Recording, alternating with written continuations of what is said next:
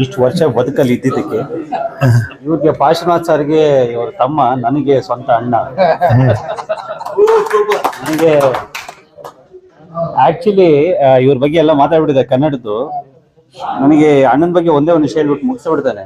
ನಾನು ಅವ್ರ ಮಗಳ ಮದುವೆಗೆ ಹೋಗಿದ್ದೆ ಸರ್. ನನ್ಗೆ ಹೋದ್ಮೇಲೆ ಅಣ್ಣ ಸಮೀವುಲ್ಲಾ ಖಾನ್ ಹಿಂದೂನ ಮುಸಲ್ಮಾನ ಅಂತ ಹೇಳ್ಬಿಟ್ಟು ಕನ್ಫ್ಯೂಸ್ ಆಗೋ ಮಟ್ಟಕ್ಕೆ ಅಲ್ಲಿ ಹೋದ್ರೆ ಯಾವ ಪಂಕ್ತಿಗೆ ಹೋದ್ರು ಕೂಡ ಜನ ನಮ್ಮವರೇ ಬರ್ತಾರೆ. ಎಲ್ಲ ಸಾಮಾನ್ಯವಾಗಿ ಖಾನ್ ಭಯ್ಯ ಅಂತ ಕೇಳ್ತಾರಲ್ಲ, ಅಲ್ಲೆಲ್ಲ ಎಲ್ಲಿ ಹೋಗ್ಬೇಕು, ಆ ಕಡೆಗೆ ಎಲ್ಲಿ, ಸಮೀವುಲ್ಲಾ ಅವ್ರು ಎಲ್ಲಿ ಅಂತ ಹೇಳ್ಬಿಟ್ಟು ಕನ್ನಡದ ಮದುವೆಯಲ್ಲೂ ಕನ್ನಡದ್ದು ಅಲ್ಲೆಲ್ಲ ಅಷ್ಟು ಒಡನಾಡಿ. ಅಂದ್ರೆ ಕುವೆಂಪು ಅವರು ಏನನ್ನ ನಾಡಗೀತೆಲ್ಲ ಹೇಳಿದ್ರಲ್ವಾ, ಅದನ್ನ ಅಕ್ಷರ ಸಹ ಅನುಸರಿಸಿದ ಯಾವ್ದಾರ ವ್ಯಕ್ತಿ ಇದೆ ನಾಡಲ್ಲಿ, ಅಣ್ಣ ಸಮೀವುಲ್ಲಾ. ಇವತ್ತು ಈ ಪಾರ್ಟಿ ಬಂದ್ಮೇಲೆ ಇನ್ನೂ ಒಂದು ಗೊತ್ತಾಯ್ತು, ತಾನು ಕುಡಿಯದೆ ಬೇರೆಯವರಿಗೆ ಕುಡಿಸಿ ಖುಷಿ ಕಟ್ ಮಾಡಿ ಆ ಸಾಲಲ್ಲಿ ನಮ್ಮ ಸೇರ್ತಾರೆ.